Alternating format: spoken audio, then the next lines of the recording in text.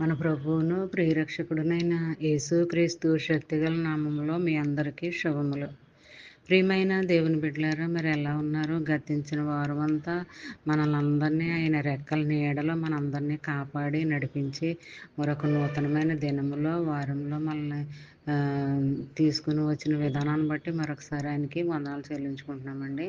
మరి ఈ దినము దేవుడు మనకిస్తున్న వాగ్దానము కీర్తనల గ్రంథము 66వ అధ్యాయము 20వ వచనము. దేవుడు నా ప్రార్థనను తోసివేయలేదు, నా యొద్ద నుండి తన కృపను తొలగింపలేదు. ప్రియమైన దేవుని బిడ్డలారా, మనము ఎంత ప్రార్థన చేసినప్పటికీ దేవుడు ఆలకించట్లేదేమో అని మనం నిరుత్సాహపడతాం. ఎందుకంటే మానవులం కదా, మానవుడికి ఉట్టినే అపనమ్మకం కలిగిపోతుంది. కాబట్టి అలాంటి మనసు మనం కలిగి ఉండకూడదు అనమాట. మరి దేవుని సన్నిధిలో మనం యథార్థతను, నమ్మకత్వాన్ని మనం కోల్పోకుండా ప్రార్థనా జీవితాన్ని కలిగి ఉండి ప్రార్థన యందు స్థిరులుగా మనము ఉండాలి. మరి అప్పుడే మన ప్రార్థన ఆయన వింటాడు. త్రోసివేయడు, ఎప్పటికీ త్రోసివేయడండి. మరి అంతే కదండి, మరి ఆయన యొద్ద నుండి తన కృపను మన పట్ల తొలగించడండి. ఎప్పుడూను ఆయన కృప ఎప్పుడు కూడా మన పట్ల అలా కుమ్మరిస్తూనే ఉంటాడు. ఎలా అంటే అంచెలంచెలుగా దేవుడు మనల్ని ఆశీర్వదిస్తూ కృపను మనం పొందుకునేలాగా దేవుడు చేస్తాడనమాట.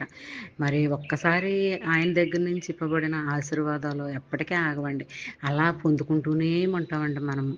మరి అలా మనం పొందుకోవాలని అనుకుంటే మనము కూడా ఆయనకి మరి ఆజ్ఞానుసారంగా మనం నడుచుకోవాలి, వాక్యానుసారంగా జీవించాలి. అలా జీవించినట్లయితే మరి ఎప్పటికీ కూడా ఆయన ఇచ్చే దీవెనాశీర్వాదాలు మన దగ్గర నుంచి దూరం అవ్వండి, మనం పొందుకుంటూనే ఉంటాము. మరి అలాంటి దీవెనకరమైన వాగ్దానాలు దేవుడు మొదటి జామున మనకి ఇస్తున్నాడు అంటే అది దేవుని యొక్క కృపనని మనం నమ్మాలి, విశ్వసించాలి. దేవుని కృప మన పట్ల ఉండాలి. ఉన్నంతకాలం మనకి ఏమీ కాదండి. మన చుట్టూ ఆయన కంచె ఉంచుతాడు అనమాట అండి. మన చుట్టూ ఆయన కాపుదలు ఉంచుతాడు అనమాట అండి.